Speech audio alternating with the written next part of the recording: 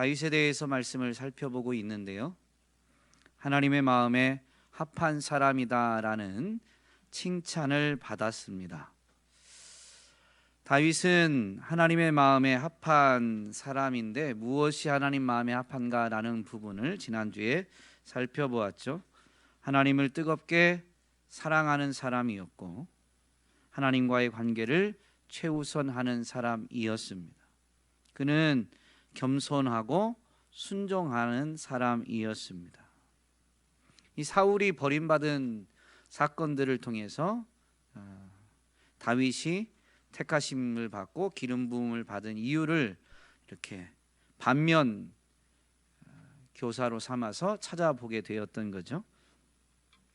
다윗이 기름 부음 받기 전에 유년 생활은 성경에 기록되어져 있진 않지만 분명히 기름 부음 받기 전에 하나님 마음에 합했기 때문에 기름 부음 받았음을 우리는 분명히 살펴보았습니다. 그리고 기름 붓는 장면에 이제 이 끝부분이 오늘 우리가 읽은 본문인데요. 다윗이 기름 부음 받고 나자 여호와의 영에게 크게 감동되었다라고 기록하고 있습니다. 그래서 이 이후의 다윗의 모습을 우리가 좀 생각해 보면서 성령으로 충만한 하나님의 영에 크게 감동되어진 신약적 표현으로 하면 성령으로 충만한 사람의 모습은 어떠한가라는 것을 살펴보고자 합니다. 사도행전 13장 22절 말씀을 가지고 다윗이 하나님 마음에 합한 사람이다라고 할 때 하나님은 다윗을 그렇게 인정하시면서 하나님 마음에 합한 사람 다윗을 통해서 무엇을 하고자 하시죠? 내 뜻을 다 이루리라 라고 하십니다. 하나님이 다윗을 보시고 내 마음에 합하다라고 인정하시면서 그를 통해서 내 뜻을 다 이루리라 라고 말씀하십니다. 그 말씀을 잘 생각해 보면 하나님의 뜻을 이루는 건 다윗이에요? 하나님이에요? 하나님이죠. 그런데 다윗이 거기에 쓰임받는 겁니다. 이 말씀을 잘 생각해 보면 하나님이 하나님의 뜻을 다 이루시는 거예요.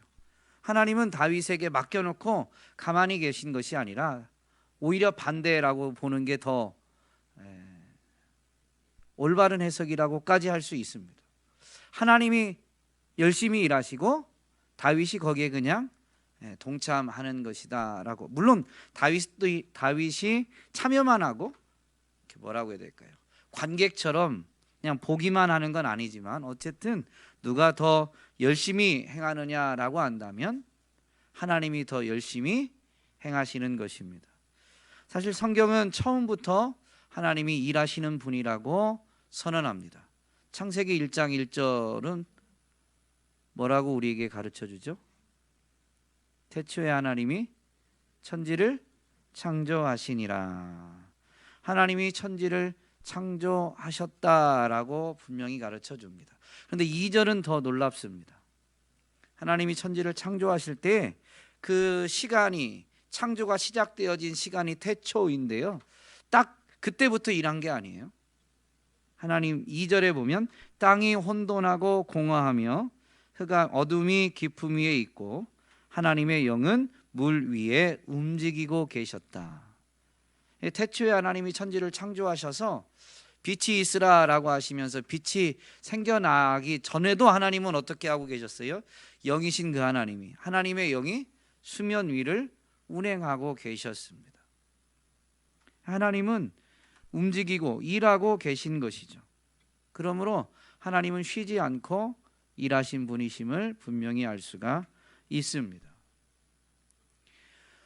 이스라엘 백성들이 애굽 땅에서 지내다가 이제 하나님의 때가 되어서 출애굽하게 되는데요. 이 출애굽의 역사를 살펴보아도 하나님은 일하신다, 일하고 계신다라는 것을 분명히 알 수가 있습니다.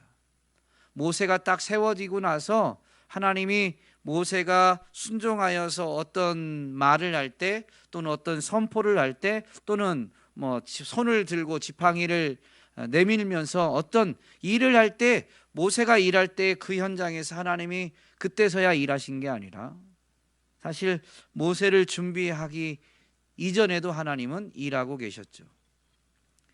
애굽 땅에서 있는 하나님의 백성을 두루 살펴보셨습니다. 그들의 부르짖는 소리를 들으셨습니다.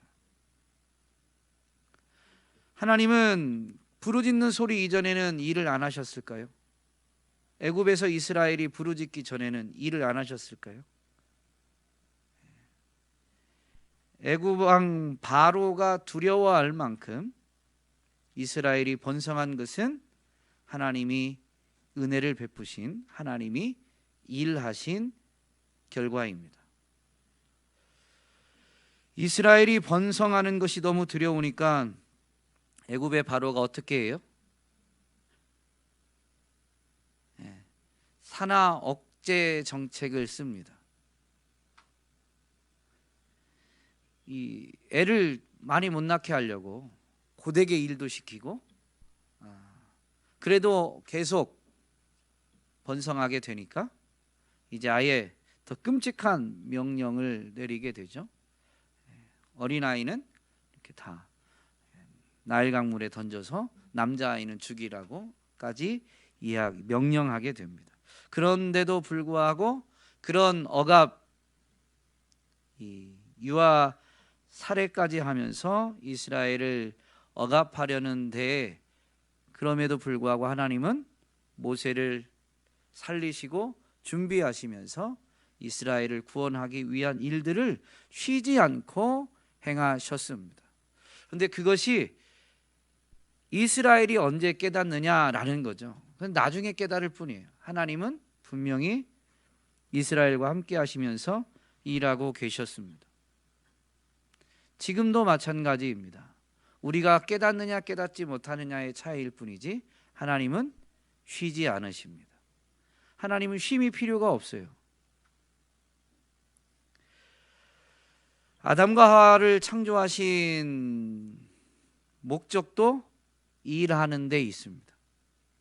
창세기 1장은 천지창조의 전체에 대한 개략적인 설명이라면 창세기 2장은 사람을 창조하는 데 조금 더 자세히 집중되어져 있습니다. 창세기 2장 5절에 보면 주 하나님이 땅 위에 비를 내리지 않으셨고 땅을 갈 사람도 아직 없었으므로 땅에는 나무가 없고 들에는 풀 한 포기도 아직 돋아나지 않았다. 여러분, 나무와 풀은 몇째 날 만드셨어요? 창세기 1장에 보면 헷갈리죠? 주일학교 선생님들이 많으신데 셋째 날 만들었습니다. 못 맞춰도 돼요. 나중에 아이들한테 가르칠 때 성경을 잘 미리 보고 준비해서 가시면 됩니다. 목사도 다 알고 있는 건 아니에요. 설교할 때 준비해서 와서 이야기하는 것뿐입니다. 어쨌든 셋째 날 나무도 풀도 만드셨는데 나무와 풀을 만드실 때 어떻게 만드셨어요? 각기 종류대로 만드셨습니다. 그런데 지금 2장에서는 그렇게 만드신 그 나무나 풀이 땅 위에 자랐어요, 안 자랐어요? 지금 2장 5절을 읽어드렸잖아요. 주 하나님이 땅 위에 비를 내리지 않으셨고 땅을 갈 사람도 아직 없었으므로 땅에는 나무가 없고 들에는 풀 한 포기도 아직 돋아나지 않았다. 만들긴 만드셨지만 그것이 땅 위로 돋아나지도 않은 거고 나무는 아직 자라지 않은 거예요. 8절 말씀에 가면 이렇게 되어 있습니다. 여호와 하나님이 동방의 에덴에 동산을 창설하시고 그 지으신 사람을 거기 두시니라. 15절에 가면 왜 에덴 동산에다가 아담과 하와를 두셨는지가 나옵니다. 여호와 하나님이 그 사람을 이끌어 에덴 동산에 두어 그것을 경작하며 지키게 하시고, 에덴 동산 그 땅을 경작하고, 이제 나지 않았지만 경작할 사람이 생겼으니 하나님이 나게 에덴 동산을 창설하셨다라는 것은 아담에게 명령하시는 것을 보면 그 에덴 동산에 이제 나무도 나게 하고, 각종 나무, 더군다나 과일 맺는 나무를 더 많이 이렇게 두신 것 같아요. 어쨌든 나게 하고 풀도 자라게 하면서 이제 그 동산에다가 아담과 하와를 데리고 가시면서 이것을 경작하고 관리하라라는 것이죠. 즉 경작하고 지키는 것은 일하는 것입니다. 아담과 하와를 처음에 만드셔서 시키신 게 일입니다. 아니 어쩌면 일하기 위해서 만드신 것처럼 보이죠. 일을 시키기 위해서. 하나님이 부려먹기 위함이 아닙니다. 제가 이재만 선교사님이 강의하신 창조과학 부흥의 창조과학 강연을 말씀드렸죠. 그래서 제가 그걸 다 들어봤어요. 올해 것만, 작년 거는 말고 올해 것만 들어봤는데요. 너무 은혜를 받았어요. 뭔 내용인지 하나도 모르겠는데 너무 은혜를 받았어요. 그게 뭐냐면, 야, 저도 성경을 가르친다라고 하면서 기독교적 세계관을 학생 사역할 때는 이야기하면서도 그 진화론적 사고에 너무 많이 이렇게 물들어 있었구나라는 걸 깨닫게 됩니다. 그걸 뭐 진화론적인 주장을 전적으로 인정한 건 아니지만, 그럼에도 불구하고 저도 모르게 무의식 중에 거기에 많이 물들어 있었다라는 걸 깨닫게 되었습니다. 이 선교사님이 강연 중간에 반복적으로 던지는 질문이 있더라고요. 다 듣다 보니까. 우리 언제가 좋았다, 이 질문을 던져요. 거기서 우리는 그 지금 강연장에 있는, 아니 이게 교회에서 했으니까 예배 부흥에 온 사람들만 말하는 게 아니라요, 온 인류, 지어진 모든 세계를 가리키는 표현이더라고요. 우리는 언제가 좋았다? 처음이 좋았다. 그 얘기를 계속 얘기해요. 죄가 들어오고 나서 뭐라고 해야 될까요? 하나님이 만드신 것들이 왜곡되긴 했지만 그럼에도 불구하고 타락한 이후의 역사조차도 그 고대의 역사를 인간이 흉내낼 수 없는 영역이 너무 많아요. 근데 진화를 얘기하면서 이렇게 오히려 고대인들이 우리보다 더 어리석고 무식할 것처럼 생각하게 만드는데요, 결코 그렇지 않더라라는 거죠. 하나님의 형상대로 지음받은 처음 사람이 훨씬 대단했습니다. 그리고 만드신 세계가 훨씬 더 완전하고 아름다웠습니다. 어쨌든 그 강연을 들으면서 제일 은혜 받은 게, 맞아, 처음이 좋았는데 너무 착각하고 살아가는구나 라는 걸 생각하게 됩니다. 에덴 동산에 죄가 들어오기 전에 여러분 경작하는 것은, 이게 제가 학생들 할 때 설교도 했었는데요, 설교할 때만 반짝 기억하고 잊어버린 거예요. 에덴 동산에서 경작하는 건 즐거운 일이에요. 가시와 엉겅퀴가 나지 않아요. 즉 농사하는 데 가면 이렇게 텃밭이라도 읽어보신 분들은 알겠지만, 내가 심은 것보다 잡초가 훨씬 많이 나요. 그리고 잡초가 생명력이 훨씬 강해요. 그래서 쉬지 않고 일하지 않으면 뿌린 것에서 결실을 거두는 게 어려워집니다. 계속 관리해 주지 않으면. 그런데 처음에는 가시와 엉겅퀴가 났을까요, 안 났을까요? 안 났죠. 타락한 이후에 땅이 저주를 받아서 가시와 엉겅퀴를 낸다라고 분명히 하나님이 말씀하셨습니다. 그리고 창조 때처럼 하나님이 말씀하신 대로 되는 거예요. 그러니 에덴 동산에서 일하도록 지음 받았는데요. 그 일은 여러분 행복을 가져다 줍니다. 기쁨을 가져다 주죠.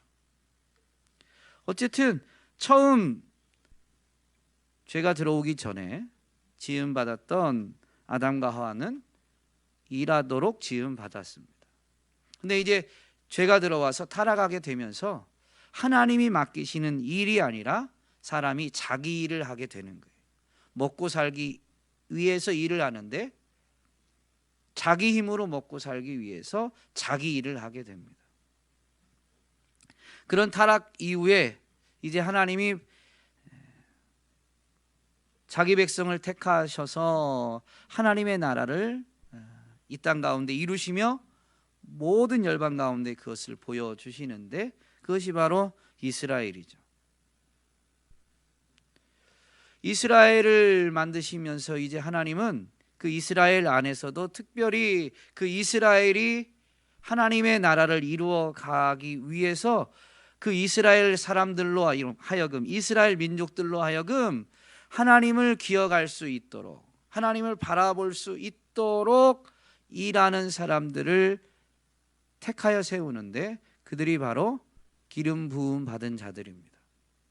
구약에서 기름 부음 받은 자들 직분으로 말하면 어떤 사람들이에요? 세 가지 직분. 왕, 제사장, 선지자. 이 세 가지 직분이 하나님을 기억하게 하고 하나님을 바라보게 하는 임무를 맡은 것입니다. 그 세 가지 직분을 온전히 성취하신 분이 바로 예수 그리스도이시죠. 예수 그리스도께서 공생애를 시작하실 때 누가복음에서 보면 이렇게 사역하시는 부분이 있습니다. 회당에서 가르치실 때 이렇게 말씀하시죠.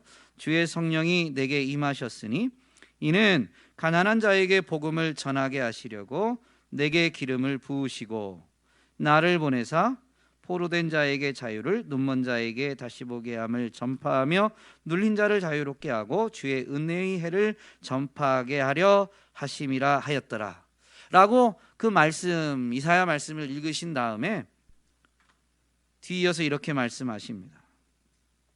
이 글이 오늘 너희 귀에 응하였느니라 이루어졌느니라.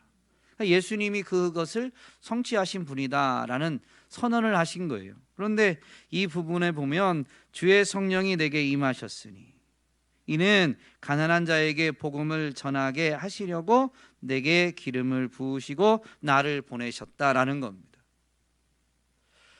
그러니까 예수님은 성령으로 기름 부음을 받은 거예요. 누가 구약처럼 이 기름을 갖다 직접 머리에 부은 건 아니지만 오히려 하늘에서 하나님으로부터 성령을 부어주셔서 기름 부어주신 것이고 그 기름 부음을 통해서 예수님은 예수 그리스도는 바로 가난한 자에게 복음을 전하도록 보내심을 받은 택하심을 받고 보내심을 받았다라는 것이죠. 이 부분을 잘 생각해 보면 예수님께 기름 부은 이유는 뭐예요? 하나님이 맡기신 이 일을 하라는 것입니다. 그게 가난한 자에게 복음을 전하는 것이죠. 하나님이 맡기신 이 일을 하기 위해서 기름을 부은 것입니다. 그렇다면 다윗은 왕으로 기름 부음 받았는데요.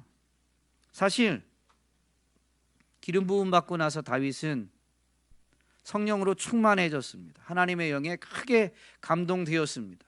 그래서 어떻게 됐어요? 그래서 오늘 13절 이후에 다윗은 뭐 했을까요? 아예 없어요, 기록에. 기름 붓고 사울이 그냥 갔어요. 자기 집으로. 그럼 다윗은 뭐 했을까요?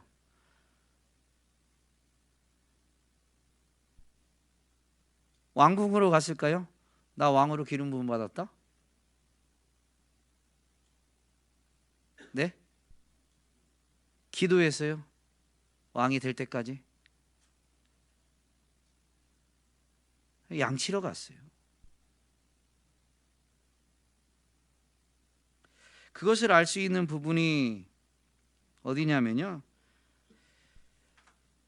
다윗을 이제 사울이 있는 왕궁에서 불러 올립니다. 근데 19절 말씀에 보면 사울이 이에 전령들을 이새에게 보내어 이르되 양치는 내 아들 다윗을 내게로 보내라. 왕궁에서 사울에게 필요한 사람이 있는데 신하들 중에 누군가가 다윗을 추천했거든요. 그러니까 이제 이 사울이 전령을 보내서 이새에게 전령을 보내서 양치는 너의 아들 다윗을 내게 보내라 라고 합니다. 이 부분을 보면 다윗이 뭐 하고 있었어요? 양치고 있었어요. 사무엘이 와서 기름 부었어요. 아버지 이새가 보는 앞에서. 그러면 다윗이 뭐라고 했을까요? 제가 다윗이었으면 어떻게 했을까요? 전에는 막내라고 대우도 안 해주고 형들만 사무엘이 온다니까 막 데리고 가고, 그 잔치 자리거든요. 그리고 너는 오늘 양치라고 막 이렇게 괄시했었는데 그 사무엘이 나한테 기름을 부었어요. 아버지가 뭐 하려고? 아버지, 사무엘이 누구한테, 사무엘 선지자님이 누구한테 기름 부었어요? 막 저 이랬을 것 같아요. 제가 양치러 갈 만한 사람입니까? 이제 그런 거는 저 7째 형, 6째 형 시키고, 나는 기름 부음 받았으니까 저기 산에 올라가서 기도하고 율법 공부하고 하나님의 때에 쓰임 받기 위해서 준비하겠습니다. 아마 저 같으면 그랬을 것 같습니다. 근데 다윗은 그러지 않았어요. 오늘 본문에 양치러 갔다는 표현은 없지만 왕궁에서 분명히 다윗을 불러 올릴 때 양을 치고 있는 다윗이다라는 걸 명확히 말하고 있죠. 기름 부음 받은 다윗은 분명히 하나님의 뜻을 이루는 하나님의 일을 하기 위해서 기름 부음 받은 거예요. 그런데도 불구하고 다윗은 기름 부음 받자마자 무엇을 했다고요?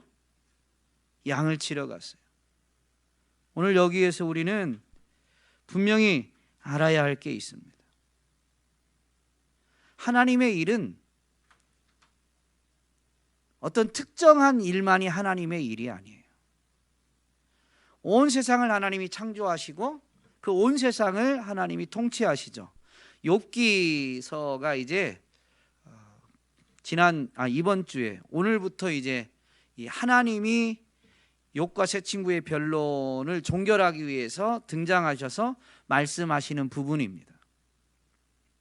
그 하나님의 말씀을 보면 하나님이 창조주고 통치자이시다. 지금도 온 세상을 하나님이 직접 통치하신다라는 것을 말씀하십니다. 하나님이 일하고 계신 거죠. 하나님의 일은 어떤 특정한 일만이 아니라요, 만들어진 세상이 운행되어지는 모든 것이 다 하나님의 일입니다. 예수님이 오병이어의 사건을 일으키신 이후에 사람들이 예수님을 왕으로 삼으려고 하니까 그 무리들을 피해서 기도하셨다가 제자들을 먼저 갈릴리 바다 건너편으로 보내시고 한밤중에 건너가시죠. 물론 건너는 중간에도 제자들과 어떤 에피소드가 있긴 하지만 어쨌든 건너가셨어요. 그러니까 무리들이 다음날 날이 밝아서 예수님을 찾는데 찾을 수가 없죠. 그러다 보니까 그 호숫가에 배가 있던 게 사라졌어요. 그래서 이제 갈릴리 바다 건너편으로 갔겠다 생각하고 이제 좀 찢어져서 바다 건너편을 수색했겠죠. 그래서 예수님께 찾아왔어요. 그러니까 예수님이 그들에게 말씀하십니다. 그 사람들이 먼저 예수님 언제 오셨습니까? 라고 묻자 예수님은 너희가 나를 찾는 것은 표적을 보았기 때문이 아니라 빵을 먹고 배불렀기 때문이다.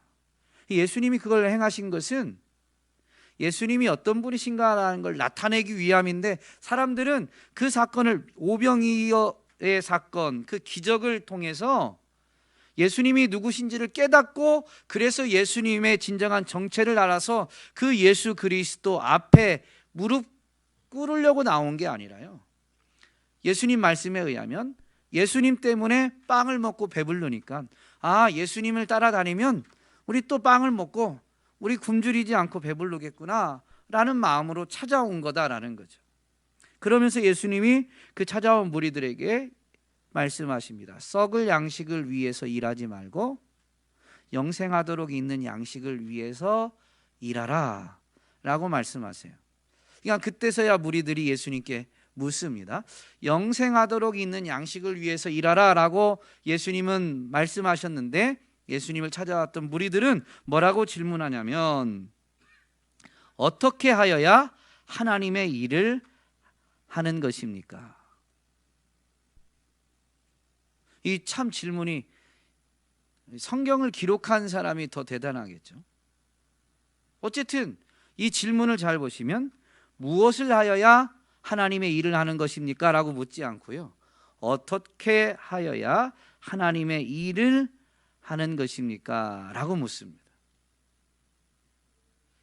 예수님께서 그때 답변해 주십니다. 하나님께서 보내신 일을 믿는 것이 하나님의 일이다. 하나님께서 보내신 바로 예수 그리스도를 믿는 믿음으로 일은 어떤 것이든 해도 돼요. 핵심은, 하나님의 일은 어떻게 하는 거냐면, 하나님이 보내신 예수님을 믿고 주어진 일을 하는 게 하나님의 일이에요. 그러니까 믿음이 있느냐 없느냐에 따라서 하나님의 일을 하느냐, 세상 일을 또는 자기 일을 하느냐라는 게 갈리는 겁니다. 무엇이 아니라 어떻게라는 거죠. 다윗은 기름 부음을 받고 다시 양을 치러 가요. 그런데 이제 양을 치는 게 이전과는 좀 달라질 거예요. 물론 다윗은 여전히 지난주에 살펴본 것처럼 기름 부음 받기 전에도 그는 주어진 일에 열심히 한, 자기에게 맡겨진 일에 충성하는 사람이었습니다. 일을 대하는 자세는 달라지지 않았지만 여기에 믿음이 분명히 들어가면서 그 일이 지금의 일이 다가 아니에요. 정말로 그 일이 하나님의 일이 되고, 그 하나님의 일은 이 다음에 하나님의 일을 하는 데 있어서 또한 밑거름이 되고 훈련이 되기도 합니다. 다윗이 자기에게 주어진 일, 양을 치는 이 일이 나중에 왕이 되었을 때 어떻게 하나님의 일을 잘 하는 것을 훈련한 것이 될까요?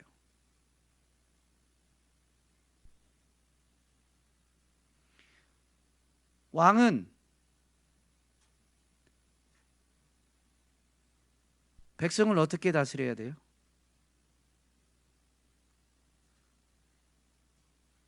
잘, 사랑으로. 이 성경에 보면 가난하고 연약한 자를 돌보고 억울한 자의 억울함을 풀어줘야 돼요.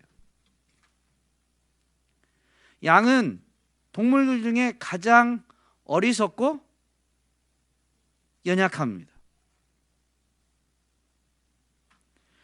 일일이 돌보지 않으면 양은 잘 자랄 수가 없어요. 맹수로부터 보호받을 수가 없어요. 전에도 양을 치는 일에 최선을 다했지만 그 양을 돌보는 이제 기름 부음 받고 나서 양을 돌보는 그 일은 하나님의 일인데요, 정말로 연약한 일을 더 세밀하게 돌보는 것을 훈련하게 돼요.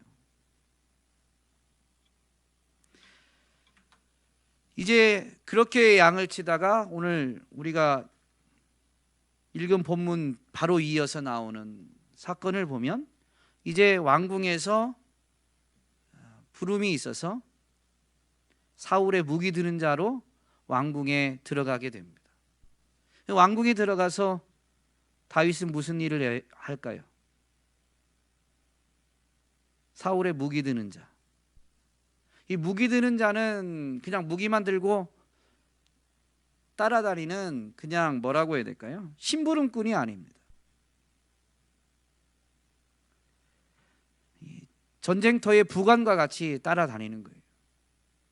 어쨌든 무기를 들고 왕을 쫓아다니니까 계속 왕을 따라다니면서 왕을 섬기게 되죠. 왕으로 기름 부음 받았는데 왕을 섬기는 겁니다.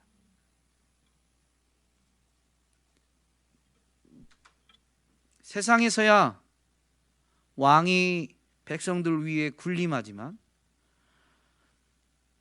이스라엘에서 왕은 하나님을 바라보게 만들어 주는 역할을 하는데요. 그런 이스라엘에서의 왕은 어떤 일을 하는 사람일까요? 군림하는 자일까요? 섬기는 자일까요? 섬기는 자죠. 예수님을 말씀드렸잖아요. 왕과 선지자와 제사장의 직분을 다 성취하신 분. 그분이 직접 말씀하셨습니다. 인자가 온 것은 섬김을 받으려 함이 아니라 도리어 섬기려 하고 심지어 자기 목숨을 많은 사람의 대속물로 주려 함이다 라는 겁니다. 왕은 세상에서는 군림하면서 백성들에게서 빼앗아가는 존재였는지 모르지만 하나님 나라에서 왕은 섬기는 자고 자기의 것을 백성들에게 베풀어 주어서 그 백성들이 위로받고 힘을 얻어서 더욱 하나님께 가까이 나아가도록 만들어주는 돕는 자인 것입니다. 다윗은 왕으로 기름 부음 받았는데요. 그 왕의 역할, 즉 엄밀히 말하면 하나님의 일이죠. 하나님의 일을 하는 것을 왕이 돼서 즉각적으로 하는 게 아니에요. 세상의 풍조에 왕의 자리에 먼저 올랐다면 하나님 마음에 합한 왕이 될 수 없었을 것입니다. 왕으로 기름 부음 받았지만 왕궁에 들어가서 오히려 섬기는 자가 되었습니다. 특별히 사울은 다윗이 기름 부음 받고 난 다음에 사울은 이제 악한 영의 공격으로 혼란하고 괴로움을 겪게 됩니다. 정신이 혼란스럽고 매우 괴로움을 겪게 돼요. 그런데 그 사울 옆에 있으면서 무기 드는 자지만 사울이 혼란스럽고 괴로움을 겪을 때 갑자기 이 수금을 연주해서 사울을 평안하게 해주는 일도 하게 됩니다. 여러분, 하나님의 일, 그 섬김은요, 섬기는 대상이 평안을 회복하게 만드는 겁니다. 그 사람이, 내가 섬기는 사람이 그냥 땅에서 물질적으로 잘 되게 만드는 게 아니라요, 그의 영혼이 평안하게 되도록, 평안을 누리도록 돕는 것이 하나님의 일, 진정한 섬김인 것이죠. 다윗은 왕으로 기름 부음 받고 나서 양을 치고 또 그가 부름을 받게 되자 왕궁에 올라가서 섬기는 자로 훈련을 받게 됩니다. 그것이 하나님의 일이기도 하지만 그것이 왕의 직분에 올랐을 때 진정한 하나님의 일을 하도록 훈련받는 것이기도 한 것이죠. 오늘 우리는 기름 부음 받았어요, 안 받았어요? 저 말고, 목사 말고, 여러분은 기름 부음 받으셨어요, 안 받으셨어요? 아까 예수님이 이사야 말씀 인용한 누가복음 말씀을 읽어드렸죠. 주의 영이 내게 임하였으니 예수 그리스도를 구주로 영접한 자, 믿는 자들에게는 하나님의 영 성령이 주어졌습니다. 성령을 받았습니다. 그 성령을 받은 게 곧 기름 부음을 받은 거죠. 그래서 베드로 사도는 교회에게 분명히 이렇게 말합니다. 너희는 택하신 족속이요 왕 같은 제사장들이요 거룩한 나라요 그의 소유가 된 백성이다. 여러분, 예수님을 구주로 영접해서 교회가 되었다면, 교회의 구성원이 되었다면 여러분은 택하신 족속이요 왕같은 제사장들이요 거룩한 나라요 하나님의 소유가 된 백성입니다. 분명히 기름 부음을 받았어요. 그러면 기름 부음을 받은 자들은 하나님의 일을 하라라고 초대받은 겁니다. 여러분은 하나님의 일을 하고 계십니까?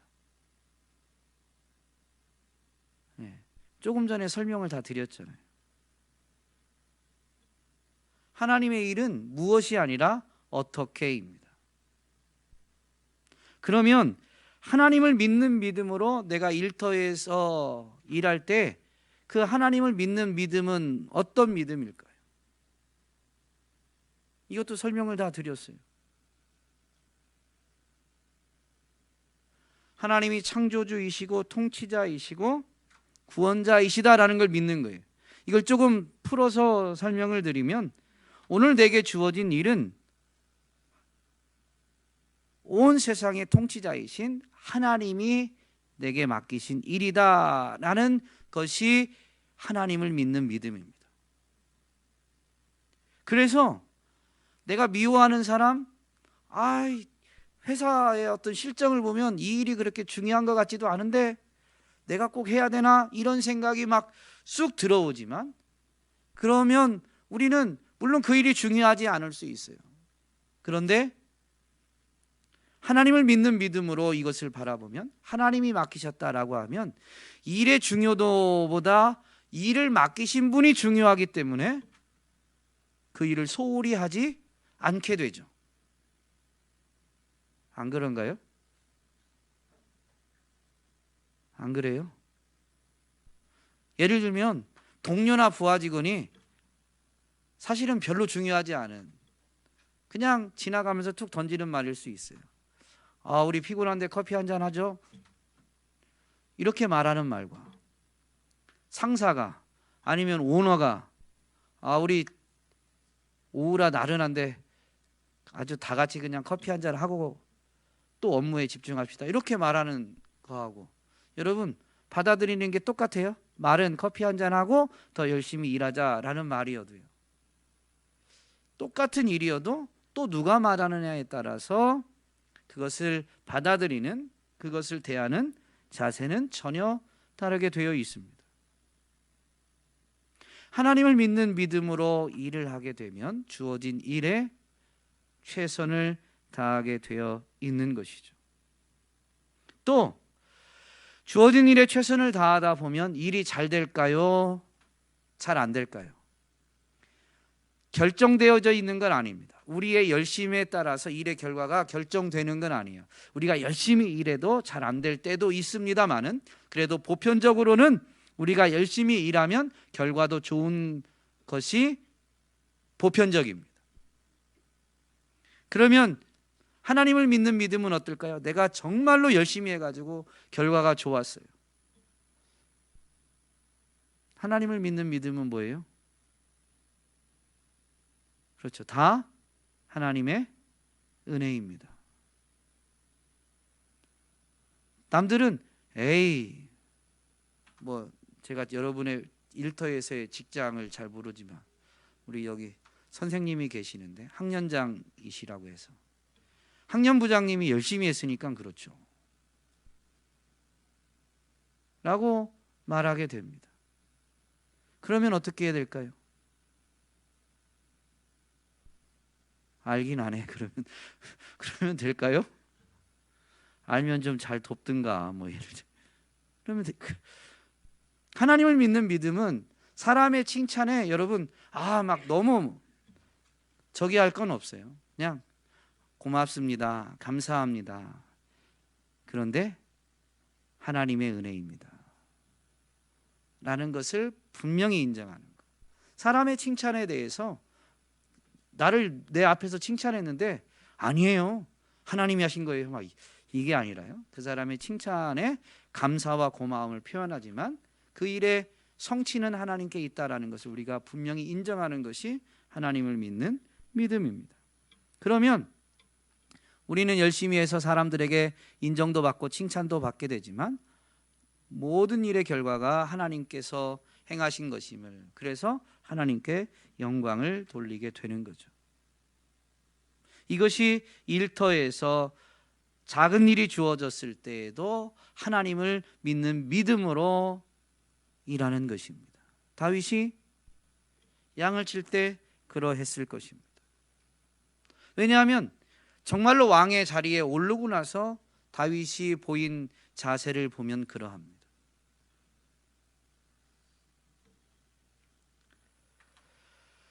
여러분, 일은 하나님도 일하시는 분이시고 또 사람도 일하도록 지음받았기 때문에 하나님의 형상을 따라 지음받은 이 사람이 타락한 세상에서 일은 사람에게 매우 강력한 유혹이 되기도 합니다. 일을 열심히 하면 일이 성취되어지면 성취감을 느낍니다. 그런 것들이 쌓이다 보면 그렇게 말을 하진 않지만 자신이 대단하다라고 스스로 생각하게 돼요. 그리고 더 나아가서 그것을 이 신학적 용어로 바꾸면 자신이 신이라고까지 생각하게 됩니다. 성경이 말하는 신은 여호와 하나님 한 분밖에 없죠. 근데 이 일을 열심히 하다가 자기가 신이라고 생각하게 돼요. 그러면 어떤 결과가 나오냐면요, 하나님을 필요로 하지 않아요. 아예 하나님은 필요 없다라고 말합니다. 자기가 신이다라고는 말하진 않는데 하나님은 필요 없다라고 말하게 되죠. 지난주부터 이렇게 사울과 다윗이 어쨌든 비교되는데요, 사울이 버림받은 이유가 뭐예요?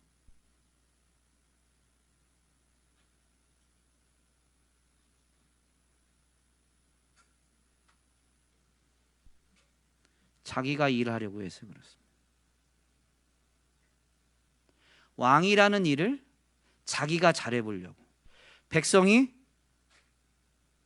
떠나가니까 백성들을 붙잡아서 전쟁을 이기려고 하니까 자기가 제사를 드리게 된 거고, 백성들이 전리품 중에 좋은 거는 좀 남겨두길 원하니까 자기가 이 일을 이루었다라고 나타내기 위해서 백성들의 원함을 들어주게 되는 거예요. 왕이라는 그 자리에서 사람을 의식하면서 자기에게 주어진 일을 잘해보려고, 자기가 자기 힘으로 잘해보려고 하다가 버림받은 거예요.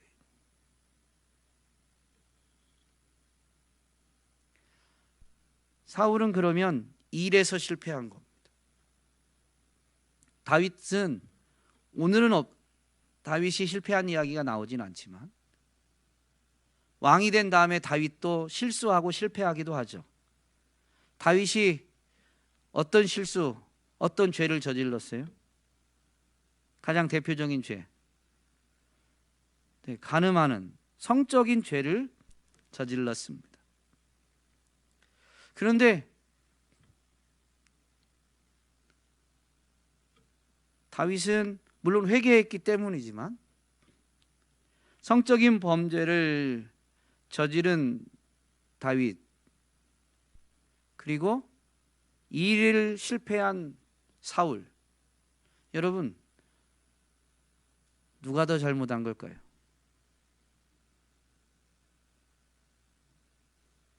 네?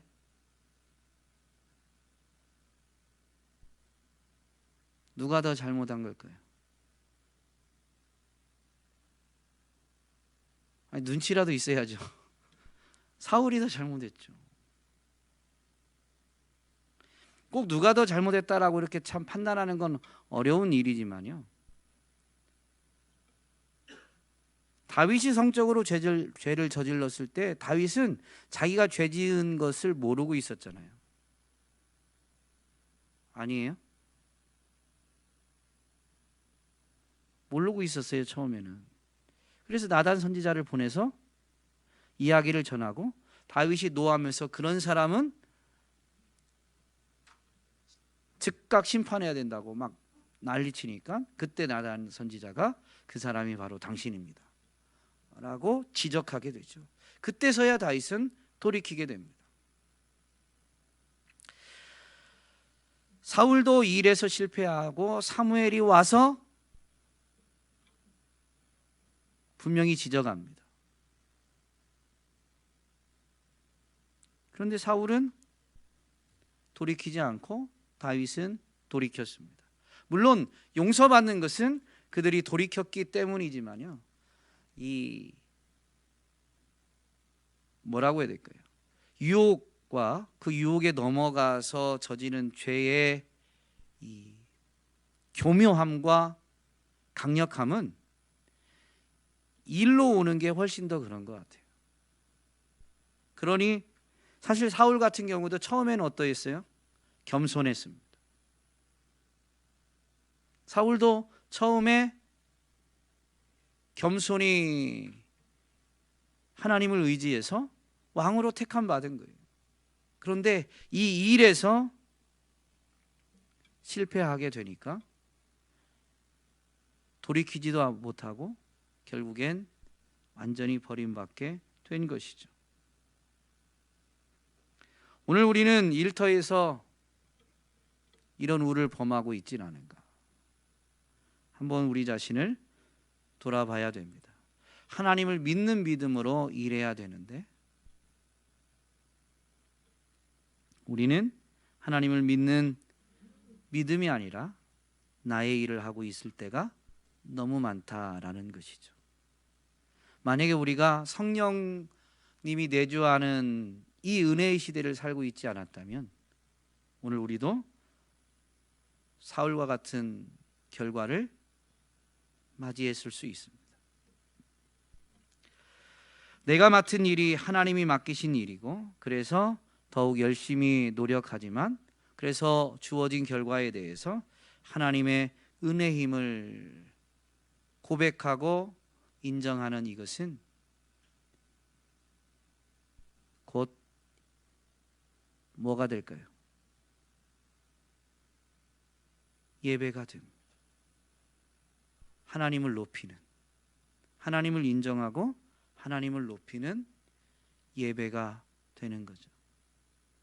일은 하나님과의 교제와 하나님을 예배하기 위해서 인생에게 주어진 것입니다. 그래서요, 일을 할 타락한 이후에는 일할 때 그렇게 괴로워하다가도요, 일이 없으면 더 괴로워합니다. 그러지 않아요? 일할 때는 우리 학생들은 학기 중에는 방학이 왔으면 좋겠다고 하는데 막상 방학이 되면 계속 방학만 있었으면 좋겠. 어른들은 좀 어떤 거예요? 일을 하다 보면 좀 쉬었으면 좋겠다라고 하는데 우리 신현철 집사님이 조금 쉬어보셨어요. 뭐 그렇다고 1년씩 막 쉰 건 아닌데 조금 쉬어보실 때 처음엔 좀 좋은데 시간이 길어지면 쉼의 시간이 길어지면 길어질수록 편안하지가 않죠. 오히려 일하는 게 행복한 거. 원래 일하도록 이것을 신학적인 용어로 바꾸면 예배하도록 지음 받은 거예요. 예배당에 오라는 게 아니라 오늘 저와 여러분이 기름 부음 받은 다윗의 모습을 통해서 오늘 우리도 하나님을 믿는 믿음으로 일하는 자들이 될 수 있기를 주님의 이름으로 축복합니다. 열심히 일하고 모든 것이 하나님의 은혜임을 고백하고 선포함으로 인해서 하나님을 예배하는 예배자가 될 수 있기를 주님의 이름으로 축복합니다.